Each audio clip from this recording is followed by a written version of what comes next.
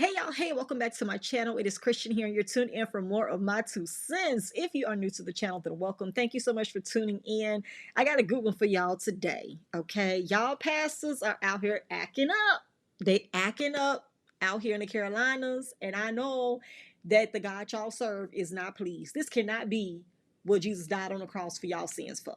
Can't be, but we're gonna talk about it. If you're a returning to center, then thank you so much for coming back. I'm glad to have you guys here. If you are a reoccurring viewer, go ahead and join the 2 cents crew. We would love to have you at the table. Okay, you've been enjoying the dialogue, the conversation, my take, my perspective. Maybe you agree with me, maybe you don't, but you're still here, and we want to welcome you because guess what, the doors of the church are now open.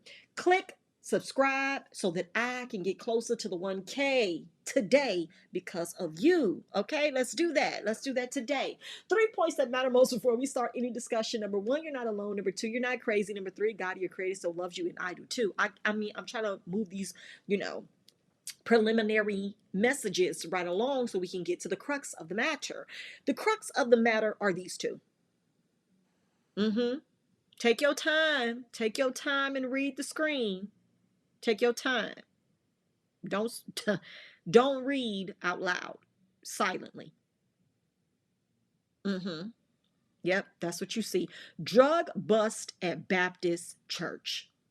This is what y'all are fighting for in the comment section. Not all y'all, just a few of y'all have been fighting a little bit in the past in the comment section. Some of my videos about touching not thy anointed, doing the prophet no harm, pastors, they go through a lot. They struggle, not struggle with the T, but struggle with the C. They struggle. They go through a lot too. You know what I'm saying? They're dealing with a lot too. Y'all want people to go back to church, but this is what's happening at the church. You know what? I don't think that it's great. It's best for y'all to hear from me up front. Let's get into this news report first so y'all can get the facts. I want y'all to get the facts, and then I'm going to give y'all my 2 cents. I'll be right back.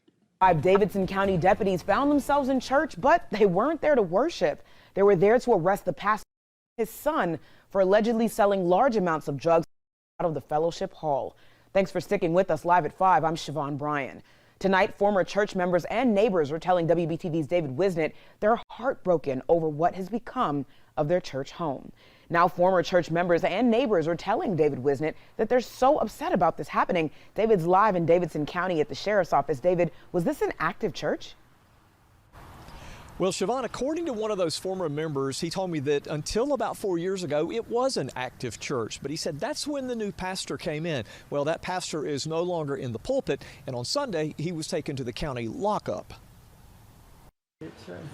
It's a pitiful situation. Southside Baptist Church is where Mike Lambus celebrated two of the biggest days of his life. That's where I got saved, and also got married there.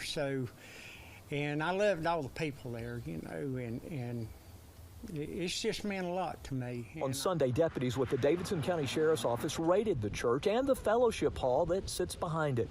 They say they found large amounts of marijuana, dozens of vape pens, THC wax, and psychedelic mushrooms, enough for trafficking charges against the pastor, Josh Price, and his son, Matthew. This guy had met him one time, and our spirits didn't bear witness at all. So I did not think he was a pastor. And I told a lot of the members there, I said, y'all better watch out for him. Lambus says when Price first came to Southside, he told members to leave and not come back. Then he closed the church, but not because of the pandemic. It was closed because he run everybody off. That church has been shut down way prior to that. And neighbors like Lisa Yon tell me they're glad deputies made the raid. But we don't want these drugs around here. And they're angry that the church was being used for illegal activities. Absolutely. That's why I say I really hope they burn in hell. I wanted to see if Price or any family members had anything to say. Hello? Anybody home? But no one responded. Mike Lambus says the drugs are just part of the problem. He says the pastor won't let family members visit the church cemetery and that they're storing their furniture in the sanctuary. He just hopes this arrest may mean change is on the way and this little church can get back to its calling. So I know the Lord can't be happy with it. Now, Price and Son apparently are out now of the Davidson County Jail, but there was enough drugs, according to deputies, that they've been charged with drug trafficking from that church in the fellowship hall they're due in court next month. Live in Davidson County, David Wisnett, WBTV, on your side. A wild story indeed. David. All right. Listening to some of that, y'all, I laughed. I laughed again. I'd already saw it twice, but I laughed again because I just cannot believe that this is what is going on on God's property. GP, are you with me? Oh yeah, we selling drugs. We ain't going nowhere. Okay, I'm sorry. Reel it back in, Christian. Reel it back in. Okay. Listen, y'all. I am just here to give my 2 cents. I'm just here to report what I feel. That's all. That's all I'm here to do. And to make you guys aware that this is what's going on out there for the 99 and the 2000s. That's what they're doing. They're taking over for the 99 and the 2000. Pastor Josh Price, 50 years old, to the right of the screen, that's the father, and Matthew Price, age 28, to the left, he on the left side. I don't know which one of them are on the Lord's side, but I can tell you that they are on the south side of North Carolina with the good. Okay? They got what you need, if you know what I mean. Wink, wink. Okay? I don't know. I really don't. This is ridiculous. I feel like they may have seen or heard Jamal Bryant's interview last year about using the church's land, okay, for weed, and they were like, "That's a great idea. We're going to do it immediately." But we have a cemetery over there, so we're not going to do that on their bodies. But we are going to use the inside. Okay, we're going to use the inside to grow what we need for the community. They had to have listened to Jamal Bryant. They had to have heard his interview and was like, my God, why didn't we think of that? Oh God. It's really giving Pinky in the brain right now. Okay. Which one y'all think is the brain? I don't know. Because it had to be the pastor. It was the daddy. The daddy definitely said it. Because I don't see your son coming to you and saying, Dad, I got this great opportunity. We just need a place to do it. Right. And you being like, son, I have the church keys. What are you talking about? I got the keys. I got the keys. Major key alert. Shout out to DJ Khaled. That's what it's giving. The daddy definitely was the one that was like, I think this is a great way for us to flip these tithes and offering, get what we need, flee the scene, right? But that's not what happened. And this is sad because as I talked about in a video a month or so ago from a viewer who had wrote in and talked about the church property being sold by the wife after the pastor passed away, the ex-member was asking, where are our proceeds? Where is our check for the sale of the property? If I was paying tithes and offering, how are you now just free and clear to sell the church and make the profit? This is what happens when there is A, no accountability, and B, there's no calling. I told y'all that last week when I said that a lot of these people are not called. They just are given an opportunity. And I'm only calling Pastor Josh by the word pastor because y'all know I don't put titles in front of people's names. I'm calling him Pastor Josh to further emphasize the foolala that we are talking about right now. This is what title, power, position, and platform gets you. He was able to shut this church down years before the panorama. There was nothing going on outside, and he shut it down to start this operation. Let's be very clear. There was a whole former pastor in place that was he vetted? What was his past history as far as religion and spirituality goes that would have cleared him? Nothing. It doesn't matter if you have been a missionary all your life, if you've been convicted and sold out since you was 6, he been speaking in tongues since he was 2. I bet he has, because he probably wasn't speaking English just yet. He wasn't actually using real words at 2. That doesn't mean he was anointed. But let some of y'all tell it that's exactly what's going on. That's exactly, your child have a calling on a live at 10 months. No, 57 weeks. I'm sorry. 57 weeks your child is anointed and called. And here is Pastor Josh. I had to scroll back up to get to his name. Pastor Josh wasn't vetted. Nobody knew much about him. I love what that one guy said, though, in the video. It had me rolling. Mike said that he tried to warn the people about Josh. He said when he first came about 3 years ago, I met him one time and our spirits did not bear witness.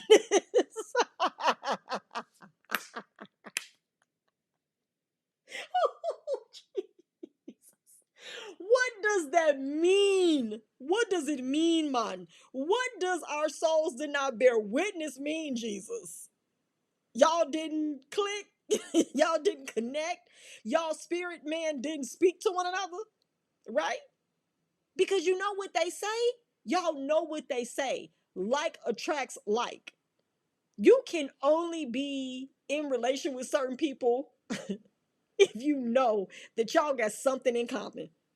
Like there are certain people, your spirit, your person, like your energy just ain't gonna connect with, because y'all are not alike.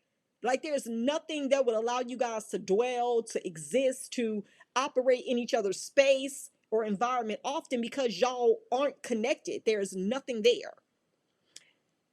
And Mike Lambeth definitely made it clear that when he met him, they spirits did not bear witness. Like, I did not feel spirit on him. And he said he tried to warn other people. But you want to know why Mike probably wasn't able to get through to them people? Because their souls connected with Josh. Something about Josh was okay with them. They wanted a passer, all passer. It be people who be wanting pastors so bad that even if it was the cow from Chick-fil-A, they would follow him on Sunday. Because you know Chick-fil-A closed, don't you? They closed because they're anointed. They closed because they're anointed. They're closed because it's a marketing tool. Do what you want to do with that information, but I'm also in business and I understand the kind of footing that gives you beyond the beginning stages that just becomes your brand identity.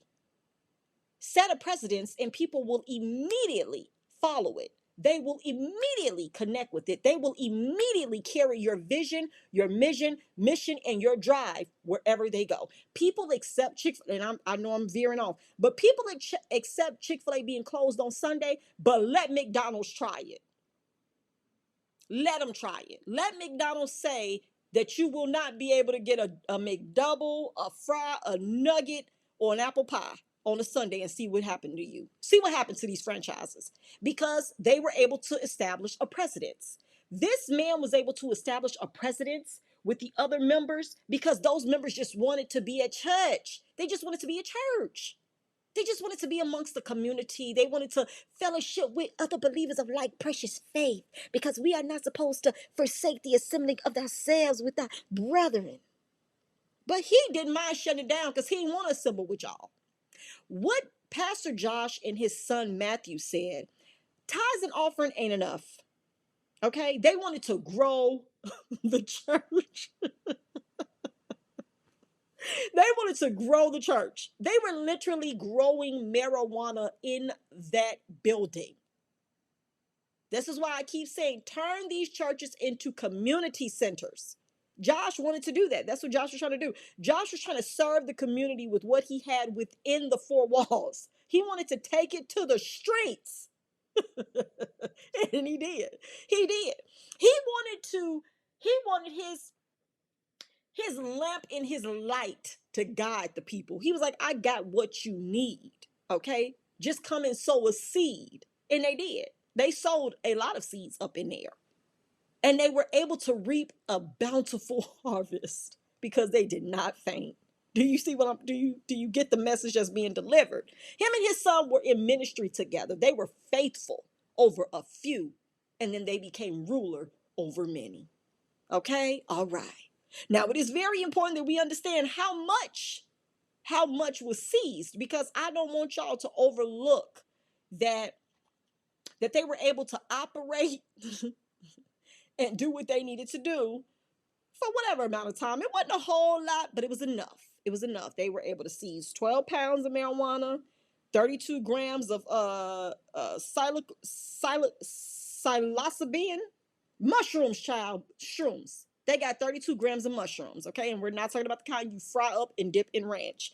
41 THC vape pens, 20 marijuana plants, and about 2 pounds, okay, of THC wax. And I had to look that wax up because I was like, I ain't never heard of the wax on, wax off ministry as far as it relates to the THC. But with the THC wax, what it helps you to do is enjoy a stronger, a more pure form of the plant. Like it gets in your system quicker, all right? It lets you feel the effects of it much faster, okay? Because it is highly concentrated. This is problematic. It's problematic to me. But I think that it's very telling. It's very unfortunate. And at the same time, like I just have to say, I don't know. I can't say what's going to happen to these men. I don't know if they're going to be, charged fully and actually jailed, or if they're just going to face a fine.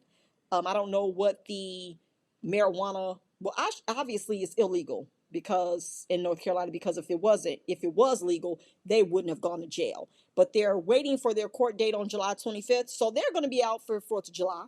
They're going to be out at the barbecue. They're going to be out probably praying and, saying whatever they need to say to get some of the parishioners to stay or to come back, because these people said they ain't been able to go in the church for 4 years. He shut that church down 4 years ago. He didn't want to do it.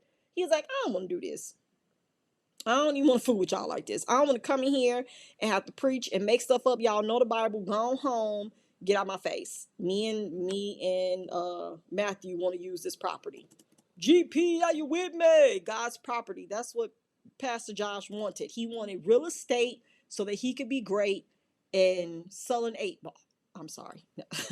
Never mind. He wasn't doing 8 balls, but he definitely was doing dime bags. Okay. He was doing something for the people, and it's giving very much. The members didn't know what it was. They couldn't put their finger on it, but he restricted all access. You cannot come over here and see your people that is buried on this property. You are not going to be allowed to visit no grave sites and put down no flowers. No, we are not letting you through this gate, ma'am, sir. Cannot do it. Cannot, will not on a plane. Cannot, will not on a train. Cannot, will not. Oh God, this is not funny. But to me, it's just like this is human nature. People, when they are depraved, like when people have things that they're battling with or going through, if you don't have your discernment up, this kind of stuff gets past you. They got past all of the members, whoever the other leadership was. Nobody else was able to discern something was wrong. And I'm not even saying on a drug dealing level. I'm just saying on a level of integrity, like moral standards. Because I'm telling you, I've been around people just for social purposes or like business networking purposes, and I can tell that person has it's some things I don't like. I ain't like the way I was feeling. I ain't like this, I ain't like that. I tell my husband, I call it out as soon as I see it. Maybe not to the person directly, okay? But I'll be calling stuff. Like, I don't know about them. Da-da-da-da-da, ba-ba-ba-ba-ba. That's what I got from them. I'll say it. And if it never comes to be true, cool. That don't mean I was wrong. It just means that it may have never happened to someone in my circle that could make me aware that they are that way. Or maybe that person used to be that way and they're just not now. Or maybe that person would demonstrate or act out on the things I felt if given the opportunity. But if I never respond, they may never actually do anything. So there's a lot of ways to have discernment about things or people and their character. Not saying you're always right, but let me tell you something. Act according to what you feel. Even if you can't confirm that it's real, it don't mean that you're wrong. Okay? It don't mean that you're wrong. Just because people don't have a mugshot, I'll say this until I'm blue in the face. Just because somebody don't have a mugshot don't mean they're not a criminal. It just means they ain't got caught. It just means they ain't been, subdued. That's all that means. And Josh and Matthew finally got their 5 minutes. They got their 5 minutes on WBTV on your side at 5:31. They put them on right at 5 o'clock to make sure that they had the time they needed for the people at church to see this is not the place you want to worship. And so again, I say turn these churches into community centers. Start actually being a resource and a light in helping people. Stop gathering up and copping this property just to floss and to flex that your church has expanded and got another franchise location. Stop adding more services and just be open during business hours. I'd very much rather respect that and donate to that than y'all to keep pimping people out of tithes and offering and then throwing out fear and punishment when you don't get as much as you want and when you don't raise all that you want, when you don't get the watch you want from Sam's Club, right? When you don't get the car or the suit or the house payment, whatever you don't get, then you turn into a vengeful, wrathful dragon slayer on behalf of your Savior. When I would love to introduce to you the fact or the truth that God don't care about none of this.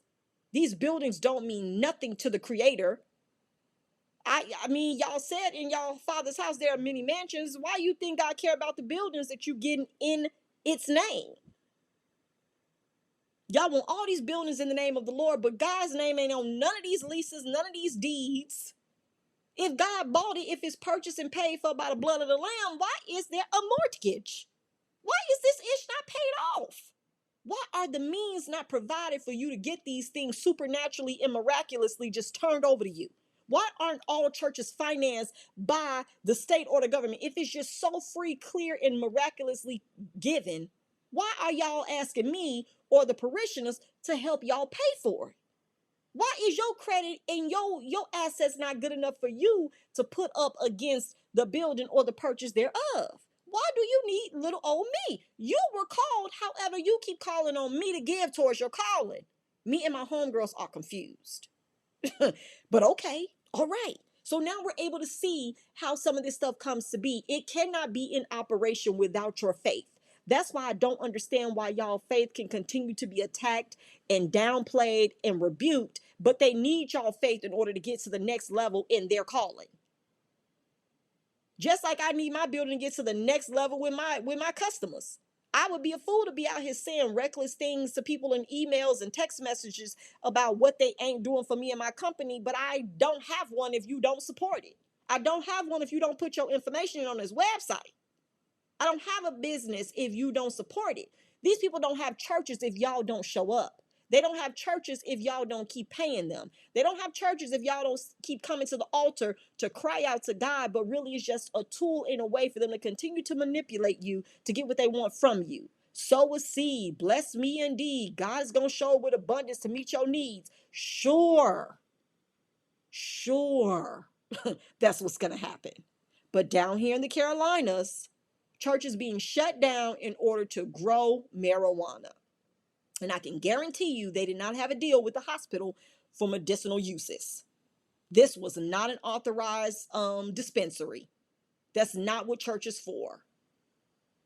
But y'all not ready for these conversations, so we just gonna keep on playing in the face of people who truly do believe in their faith, who truly aren't ready to tap into their discernment to start calling out and actually being able to identify when people are not heaven sent. When people have just been given the keys and an opportunity to lead from the stage because there's no power, no anointing, and no governing body for accountability. But that's all I got on this. This is insanity, but like we know, continue to do the same thing and expecting different results gives you that very definition. And it seems like some of y'all keep checking in for it. And so we're just going to put you guys in the same jackets that button up in the back. If you've enjoyed the video, like it, subscribe to the channel. I love to add you to my 2 cents crew. Drop down in the comment section below and let me know what you think about Pastor Josh and his son Matthew. Will they be in the same cell? Or will they be able to do their prison ministry on different sides of the building? Until next time, I'll catch you guys in the next video. Bye.